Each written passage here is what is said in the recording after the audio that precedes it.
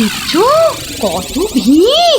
কিন্তু কিন্তু এই ভিড়ের মধ্যে তুমি প্রশ্ন পড়বে কি করে শুনি? এখন বাড়ি চলো দেখিনি, পরে না হয় আসা যাক। পরে টরে নয়, এসেছি যখন তখন অত সহজে ছাড়ছি না। বাপ রে বাপ, কথাটা তোমার কানে তোলাই দেখছি আমার অন্যায় হয়ে গেছে। কেন? কেন অন্যায় হবে কেন? বেশ একা একা এসে দেখে যেতুম। কথায় বলে না, পথে নারী বিবর্জিতা। হ্যাঁ, কে যে বলেছিল কথাটা কে জানে। তবে হ্যাঁ, কথাটা কিন্তু লাখ কথার এক কথা। তোমার বক বকানি থামাবে? ভিড়টা মনে হচ্ছে একটু কমেছে। দাও দেখি 11 টাকা দাও। এই মরেছে, 11 টাকা? এই দেখো, 11 টাকা দিয়ে কি হবে? হ্যাঁ, মলজা, প্রণামী দিতে হবে না? 11 টাকা প্রণামী? এই শোনো না, ওই 16 আনায় হবে না? আরে এ কি যেমন তেমন সন্ন্যাসী নাকি? 11 টাকা না দিলে চলে? শিগগির দাও, না হলে ভিটা আবার বেড়ে যাবে। কি কুক্ষণেই যে কথাটা তোমার কানে তুলেছিলাম। নাও ধরো।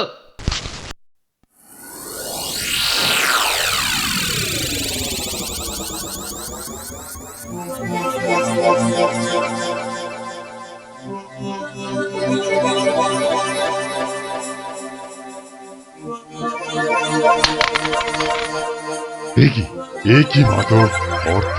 হ্যাঁ, অর্থ। মারে, অর্থই যত অনর্থের মূল। আমি সাধু সন্ন্যাসী মানুষ। ভক্তের দেওয়া দুমুঠো চাল আর একটু ফলেই আমি খুশি। অর্থ আমার দরকার নেই। ওটা তুলে রাখ মা, তুলে রাখ। কিন্তু বাবা, আমি অন্য কিছু তো আনিনি আপনার সেবার জন্যে। মারে, সেবা কি শুধু অর্থের বিনিময় হয় রে? তুই আনিসনি তো কি হয়েছে? অন্যরা তো এনেছে। নেমা তুলে রাখ, ওটা তুলে রাখ।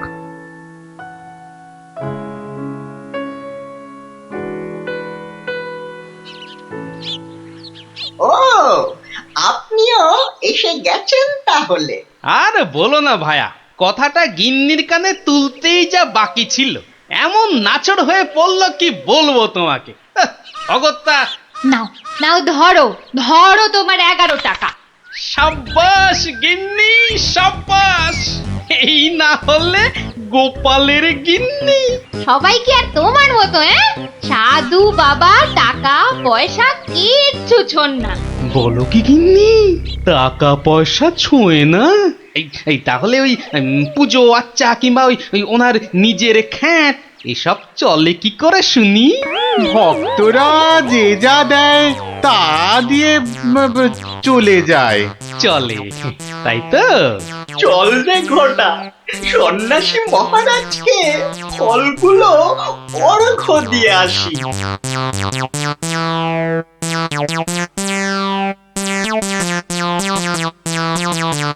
শুনলাম কৃষ্ণনগরে এক চামুন্ডা সিদ্ধ সন্ন্যাসী এসেছেন। আমিও শুনেছি, কিন্তু আমি একবার ওনাকে প্রণাম জানাতে চাই। প্রণাম জানাবে তুমি? তোমার কি সাচ্ছল্যের কোনো অভাব বোধ করছো নাকি? ছি মহারাজ, এ আপনি কি বলছেন? স্বয়ং আপনি যার পতি, তার কি স্বাচ্ছন্দ্যের কোনো অভাব হতে পারে?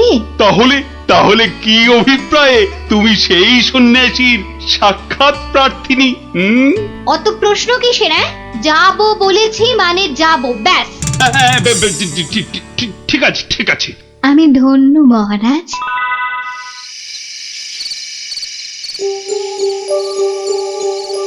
জয় চামুন্ডা। বলো বৎসগণ, বলো, কি আশা তোমাদের? দেশে চোর ডাকাতের উৎপাত বড়ই বেড়েছে প্রভু। মা চামুন্ডার কৃপায় যদি সেসব বন্ধ করতে পারেন। হ্যাঁ প্রভু, আমরা সকলেই সদা ভীত। এই বুঝি ডাকাতের দল সব কেড়ে নিয়ে গেল। জয় চামুন্ডা। আচ্ছা, আমি চামুন্ডা মাতার নির্দেশ গ্রহণ করছি। তোমরাও ডাকো মাকে, তোমরাও ডাকো।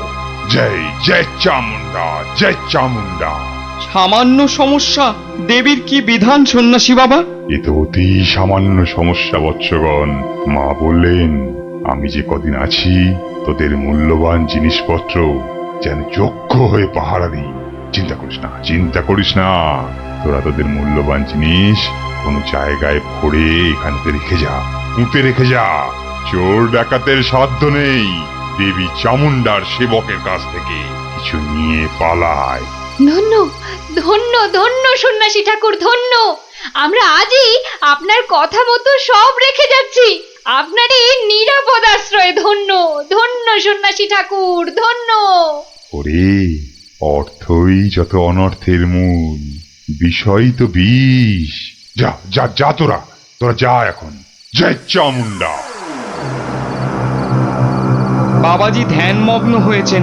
চলো ভাই সব, চলো। আমরা আমাদের যৎসামান্য সঞ্চয় সোনাদানা এখনই সন্ন্যাসী ঠাকুরের পাহারায় রেখে যাই। চলো চলো চলো চলো চলো ভাই সব।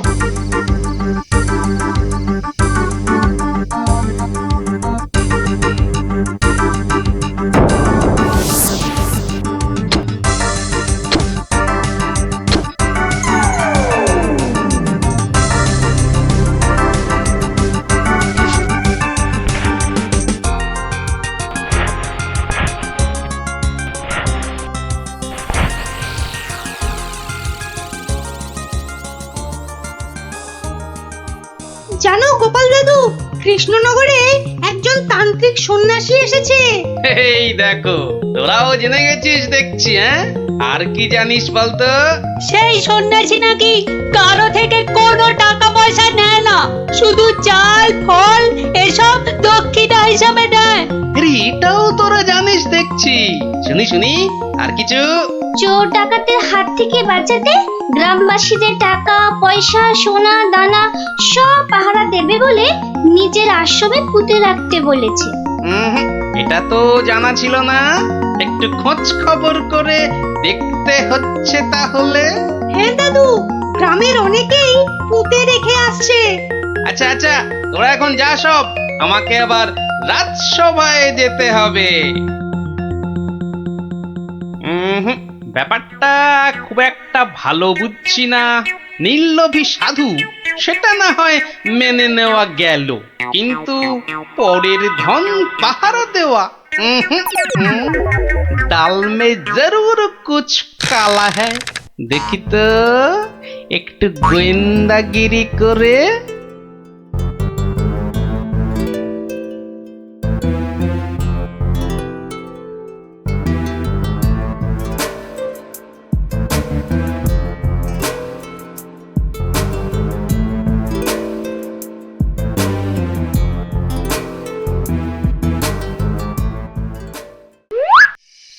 ব্যাপার কি, সন্ন্যাসী ঠাকুর গেল কোথায়? খানিক আগে নিশ্চয়ই ছিল। না হলে ওই প্রদীপটা জ্বাললো কে? ধুর ছাই, এই গোয়েন্দাগিরি করতে এসে শেষে ম্যালেরিয়ায় না প্রাণ যায়। কাজ নেই বাবা, এবার মানে মানে সরে পড়ি। আরে কেউ যেন আসছে মনে হয়। না, একটু একটু দাঁড়িয়েই যাই। সন্ন্যাসী বাবাজি বলে মনে হচ্ছে। আরে বেটা কোদাল নিয়ে কোথায় গিয়েছিল? এতক্ষণ যখন অপেক্ষা করেছি, আর একটু দাঁড়িয়েই যাই বরং। না, শুধু শুধু মশার কামড় খেয়ে লাভ নেই, ফিরেই যাই বরং।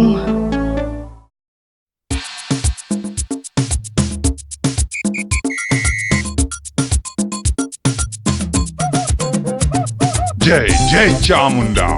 বাবা, আমি বলছিলাম যে ওই কোদাল টোদাল একটা কিছু হবে। আমার এই যৎসামান্য সঞ্চয় আর গহনা আপনার নিরাপদ আশ্রয়ে রেখে যেতে চাই বাবা। কোদাল কোদাল এখন কোথায় পাই বৎস? কোদালে তো আমার কাজ কি? যা ভেবেছিলাম, বেটা নিশ্চয়ই কিছু লুকোতে চাইছে। তাহলে বাবা গর্ত খুঁড়বো কি করে? তিষ্ঠ তিষ্ঠ বৎস তিষ্ঠ, খানিক্ষণ দাঁড়া, কেউ এলে তার সাহায্য নিবি। আরে মন্ত্রী মশাই যে, আপনিও? কেন, তোমরা সবাই আসতে পারো, আমি পারি না? হ্যাঁ? না না না, সে কথা বলছি না। আমিও যত সামান্য সঞ্চয় রাখবো বলেই তো এসেছি। কিছু পাচ্ছি না যে গর্ত খুঁড়বো। এই নাও, আমার জন্যেও একটা গর্ত খুঁড়ো। হ্যাঁ, সে আর বলতে। বেটা হাড় গিলে ঠিক আমাকে দিয়ে কাজ করিয়ে নিল। নিন মন্ত্রী মশাই, আপনার জন্যই গর্ত খুঁড়ে দিয়েছি। এবার নেমে পড়ুন। নেমে পড়ুন মানে? হ্যাঁ, কি বলতে চাইছো কি? হ্যাঁ, নেমে পড়ুন মানে কে? আমি কেন নামতে যাবো? না না না না না, তা বলছি না।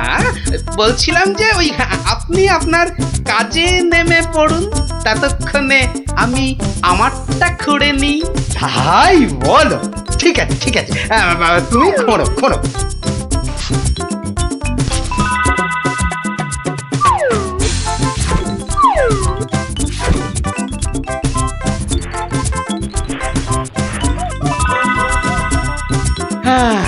কাজ শেষ মন্ত্রী মশাই, চলুন এবার ফেরা যাক। দাঁড়াও দাঁড়াও, প্রণামটা আগে সেরে নিতে দাও।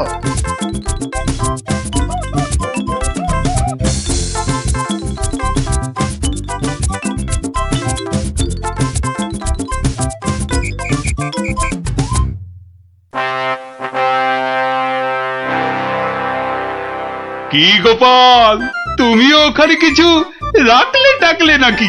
আগে রেখেছি মহারাজ, আমার সামান্য কিছু সঞ্চয় আমি ওখানে রেখে এসেছি। বেশ বেশ, আর মন্ত্রী মশাই?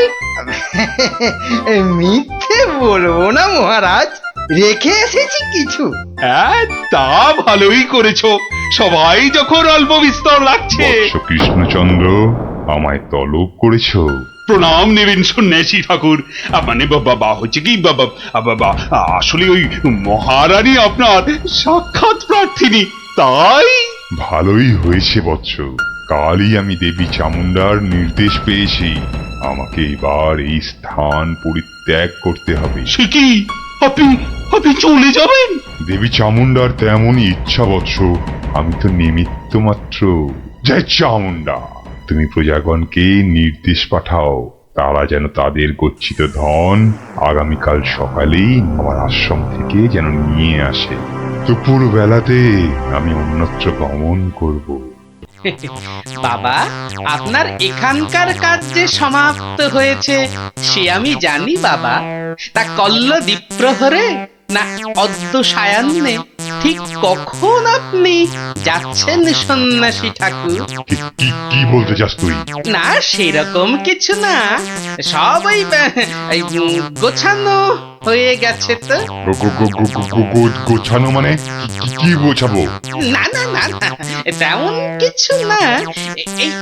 এই গ্রামবাসীর পুঁতে রাখা ওই ধনটন আর কি। জয় চামুন্ডা, রে পাষণ্ড নরধম, তোর এত বড় স্পর্ধা আমাকে বলিস কিনা? ছি ছি গোপাল, তুমি তুমি কার নামে কি সব বলছো বলো তো? হ্যাঁ, আমরা সকলেই জানি উনি নির্লোভী সন্ন্যাসী, আর তুমি বলছো কিনা লোভী। তাই তো, বেশ, বাবাজিকে ওনার ডান হাতটা বের করতে বলুন, তাহলেই সব পরিষ্কার হয়ে যাবে মহারাজ। কেন, কি আছে ওনার ডান হাতে? সেটা হাতটা বের করলেই বোঝা যাবে মহারাজ।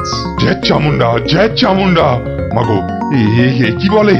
ওরে, আমি শুধু আশীর্বাদ করার জন্যই আমার দক্ষিণ হস্ত প্রদর্শন করি, অন্য সময় নয়। বেশ, আমাকেই তবে আশীর্বাদ করুন না হয়। ছি, তোর মতো পাপিষ্ঠকে আশীর্বাদ? অসম্ভব অসম্ভব, তাতে দেবী চামুন্ডা রুষ্ট হবেন। জয় চামুন্ডা, জয় চামুন্ডা। এসব কি হচ্ছে বলো তো গোপাল? উনি আমার অতিথি। কিছুক্ষণের মহারাজ, কিছুক্ষণের অতিথি। এই দেখুন। কি বাবাজি, আমার গচ্ছিত সম্পত্তিও হাতাতে গিয়েছিলে তাহলে? তোমার গচ্ছিত সম্পত্তি? বাবা, সেটা আবার কি? হ্যাঁ মহারাজ, আলকাত্রা। আলকাত্রা? সে কি? হ্যাঁ মহারাজ, আলকাত্রা। গ্রামের লোকের সারল্যের সুযোগ নিয়ে বাবাজি নির্লোভী সাজার ভান করেন। পাহারা দেবার নাম করে গ্রামবাসীদের গচ্ছিত ধন আশ্রম প্রাঙ্গণে পুঁতে রাখতে বলেন, পরে রাতের অন্ধকারে সেগুলো সরিয়ে নেন। কি বাবাজি, ঠিক কিনা? কি সংগতি? হ্যাঁ, আমায় ক্ষমা করুন মহারাজ, আমায় ক্ষমা করুন। আমি অন্যায় করেছি, আমি অন্যায় করেছি মহারাজ, আমায় ক্ষমা করুন মহারাজ। মহারাজ আমায় ক্ষমা করুন। ওই লাল দিঘির উত্তর পারে একটা গর্তে সব পুঁতে আছে মহারাজ, সব পুঁতে আছে। আমায় ক্ষমা করুন মহারাজ, আমায় ক্ষমা করুন। জয় চামুন্ডা, আপনি লোক পাঠিয়ে সেগুলো উদ্ধার করার ব্যবস্থা করুন মহারাজ। বেটা আজ রাতেই সব হাফিস করে পালাবার মতলবে ছিল। সে আমি করছি, তার আগে প্রহরী, আরে ও প্রহরী, আদেশ করুন, আদেশ করুন মহারাজ। নিয়ে যাও এই নকল সন্ন্যাসীকে, ছুঁড়ে ফেলো এই গারদে।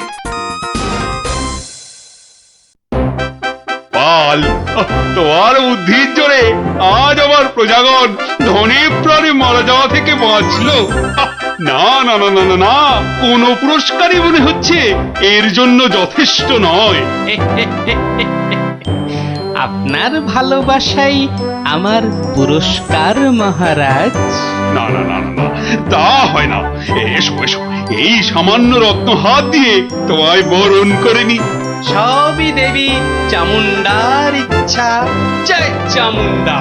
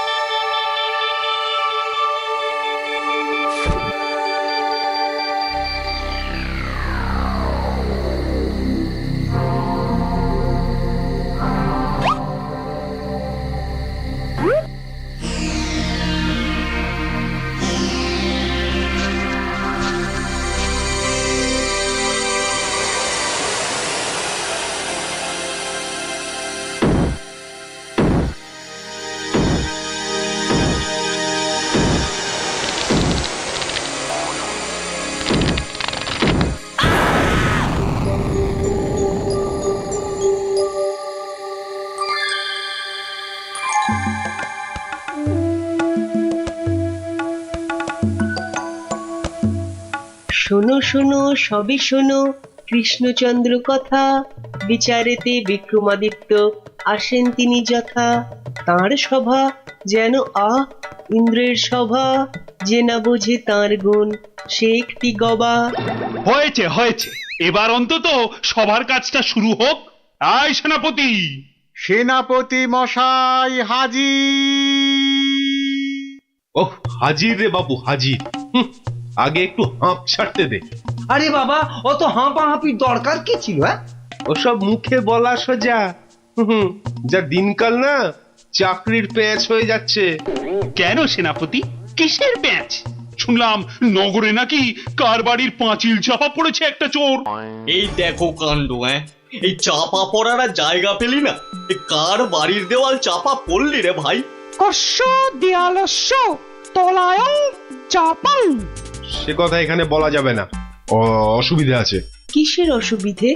মহারাজ চান শুধু সাদা সত্যি কথা, মিথ্যে যেন নাহি থাকে একরত্তি তথা। বললে কিন্তু দোষ বেরোবে। বেরুক দোষ, তাতে কি? বেরুকং দোষ বেরুকং। তাহলে শুনুন রাজকবি, আপনার বাড়ির দেয়ালে চাপা পড়েছে নগরের বিখ্যাত চোর রেদা। কে ঠেলা সামলাবে এবার? রেদা? হ্যাঁ হ্যাঁ, রেদা। মরার আর জায়গা পেল না, শেষে আমার পাঁচিলের তলায়। ওই জন্যই তো চুপ করে বসে আছি ভায়া, অপঘাতে মৃত্যু। পরে 5 মোহর পাঠিয়ে দেব। রেদার মতো এমন একটা মানি চোর। ঠিক আছে ঠিক আছে, তাই করো তাই করো। ও কথা বলবেন না রাজামশাই, আপনার রাজত্বে এরকম হওয়া উচিত। একটা নিরীহ সৎ চোর সৎভাবে বাঁচতে পারবে না, বলুন? তাই তো। হ্যাঁ ঠিক ঠিক, তা তো বটেই, তা তো বটেই। কবি মশাই, মহারাজ মহারাজ আমি কিচ্ছুটি জানি না। মা সরস্বতীর দিব্যি কেন যে ওই সৎ চোরটা মানে ইয়ে হলো, আমি তো ঠিক মানে। কত বড় শিল্পী, একবার একটা। থাক থাক, আজ সভা বন্ধ। আমাকে আমাকে বরং একটু ভাবতে দাও। হ্যাঁ,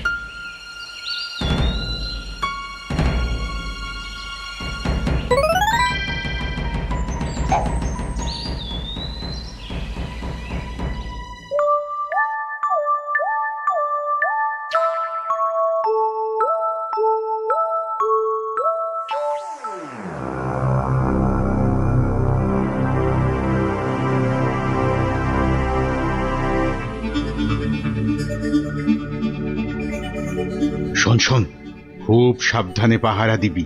চলতে চলতে আবার ঘুমিয়ে পড়িস না যেন। না রে বাবা না, বাবা রাজামশাই ভাবছেন, ভাবনা ভেঙে গেলেই গেল। কবি মশাইয়ের মুন্ডুটা ঘেঁচ। শুধু শুধু ভাঁড় মশাই এলে ওকে আবার যেন আটকাস না। আরে না রে না, বেশি কথা কোস না তো, ঘুম পেয়ে যাবে। এই মন্ত্রীটা হয়েছে একটা একটা বুদ্ধিও যদি বাতলাতে পারে, মাথা মোটা কোথাকার। পাঁচিলটা গাঁথার সময় যদি না দেখে তাহলে তো বিপদে পড়বেই। একেবারে যথার্থ কথা। তা বলে মন্ত্রী মশাই একটু ভাববে না? কবি মশাই বন্দি, মন্ত্রীর মাথায় নেই ফন্দি। মন্ত্রীর তবে কি দরকার? মন্ত্রী ছাড়াই থাক সরকার।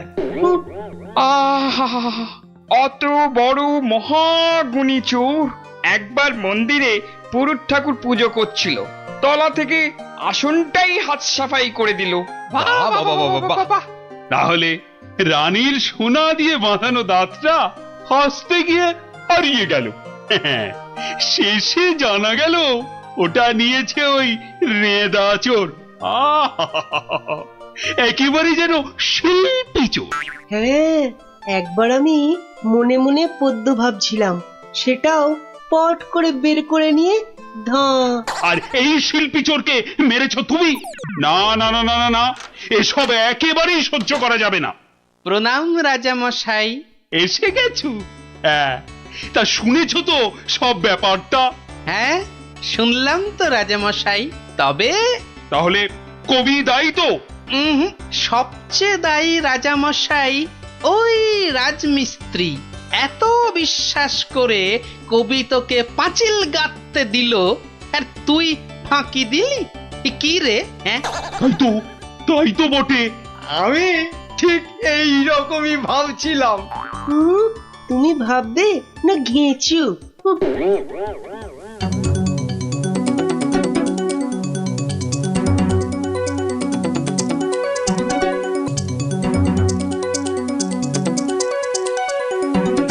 আমি আর রাজামশাই ভেবে ভেবে বের করেছি। হ্যাঁ, রেদা পাঁচিলের তলায় চাপা পড়ে চ্যাপ্টা হয়ে গেছে এই তোমার জন্য। হাই রে মা, এ কি কথা কন হুজুর? 500 700 পাঁচিল গাছছি কর্তা, একটাও পড়ে নাই। পড়েনি তো এটা পড়লো কেন? কবি মশাই নিশ্চয়ই টাকা দিয়েছিল। হ টাকা দিয়েছিলেন। তাহলে কবির তো কোনো দোষ নেই। হ কোনো দোষ নাই। তাহলে তাহলে নেড়া চোরকে মেরেছিস তুই? এ কি কথা কন হুজুর, 3 বছর আগে পাঁচিল গাঁথলাম, সরে গিয়া ঠেলা মাইরা ছাপা পড়লো, দোষী হইলাম আমি। আরে বাবা, বিচার টিচার হয়ে গেছে বাপু, এ কথা আর নড়চড় হবে না। লড়সর হবে নি মানে? ওই যে লোকটা পাথর দিল, চুরকি দিল, জল দিল, আর তার মাল মশলায় ভেজাল, বুঝলেন? কথাটা ভুল বলেনি। মাল মশলা খারাপ হলে ওই বা কি করবে? আমি বলি কি, বিচার এবার থামান রাজামশাই। এই তুমি থামো দেখিনি। যোগ্য লোকের শাস্তি চাই। অমন একটা সৎ চোর রেদা টকাস করে মরে যাবে, হ্যাঁ? তবু আমি বলি রাজামশাই থামুন আপনি। তাহলে আমার কি দশা হবে ভাড়মশাই? আয় সব শোনো শোনো, এই রাজমিস্ত্রিকে মাল মশলার যোগানদার কে ছিল? কি হে মিস্ত্রি? তারে এখানে কোথা পাবো রাজা মশাই? সে বেটা তো বকর, থাকে অক্কা দ্বীপে, শান্তিপুরের পাশে। ঠিক আছে ঠিক আছে, সেনাপতি সেনাপতি, এই যে প্রভু। কাল সকালের মধ্যেই ওই বক্করটাকে তুলে নিয়ে এসো। ওই বেটাই এনাদাকে মেরেছে, হত্যা করেছে। অত বড় সৎ চোরের প্রাণ চলে গেছে। আপনি কিচ্ছু ভাববেন না রাজামশাই, কাল সকালেই ওই বক্করটাকে আমি সভায় বেঁধে আনবই আনবো। এই 3 সত্যি করলাম।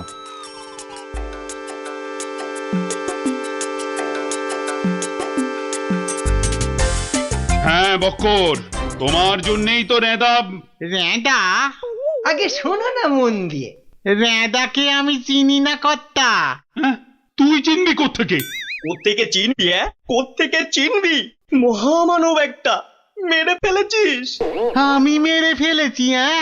হায় হায় হায় হায় হায়, আমি কোনোদিন একটা পিঁপড়ে পর্যন্ত মারিনি।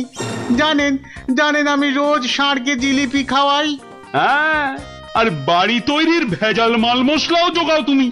ওই ভেজাল মাল মশলা দিয়ে রাজমিস্ত্রি পাঁচিল বানিয়েছে, আর নিরীহ একটা চোর ওই পাঁচিলে একটু ধাক্কা দিয়েছে, ব্যাস। ধাক্কা দিয়েছে? ব্যাস, পাঁচিলটা হুড়মুড় করে পড়ে গেল, আর তাতেই চোরটাও চাপা পড়লো। তাহলে তুই দায়ী তো? আমি দায়ী হব কেন হুজুর? তবে কে হবে? বলে ফেল, আজ যদি কেউ দায়ী থাকে। চুনে চুন নেই, সুরকিতে সুরকি নেই, পাঁচিল গাঁথলেই হলো না? হ্যাঁ, তাহলে আমি কি করব? তবে কে হবে সে বললে তো চলবে না। বলছিলাম কি রাজামশাই, আমি একবার জিজ্ঞেস করব।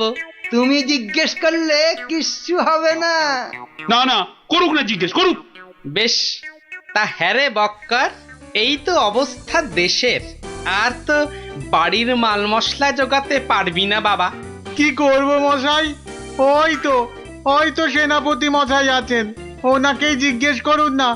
ওনার তামুকের দাম দিয়ে তবেই তো জিনিসপত্র দিতে পারি। হ্যাঁ, না, আমি ওই তামাক খেয়ে মানে।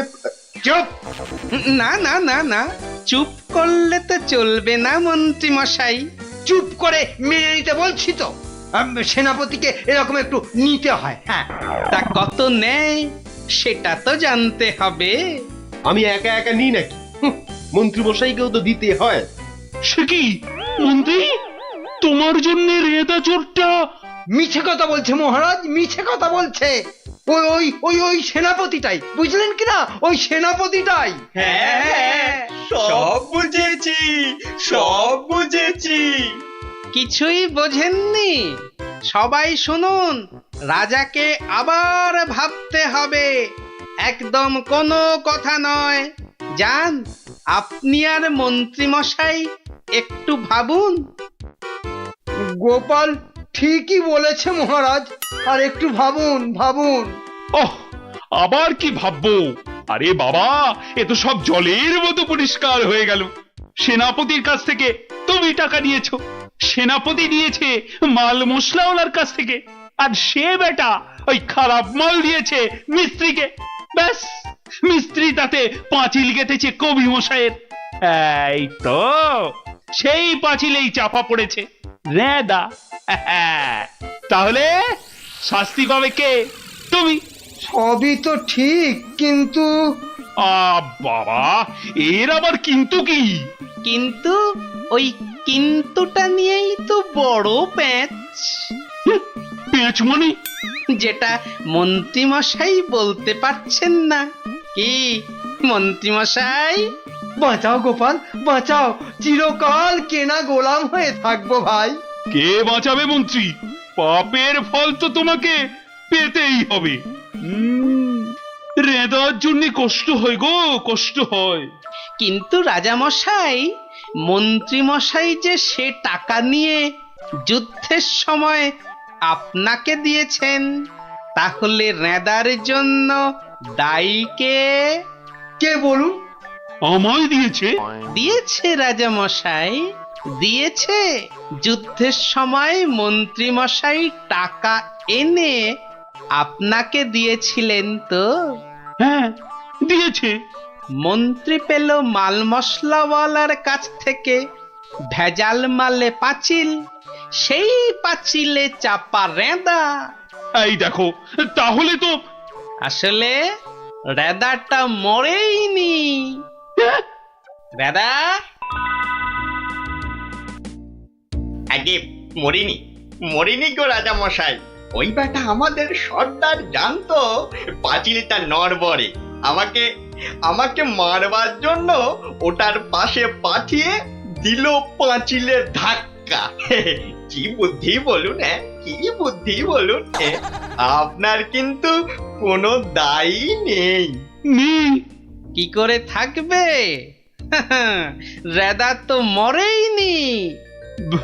বাবা, তবু বড় শিক্ষা হলো গোপাল।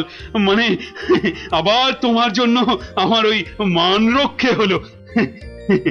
আর গোপাল ভাইয়া, বড্ড গর্ব ছিল, আজ ভেঙে দিলে তুমি। সব গোলমালের নাটের গুরু ওই সর্দার।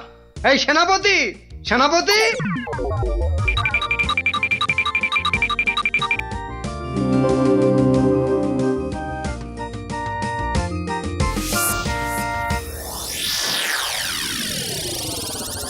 ধন্যবাদ গোপালচন্দ্র, ধন্য তোমার মাথা।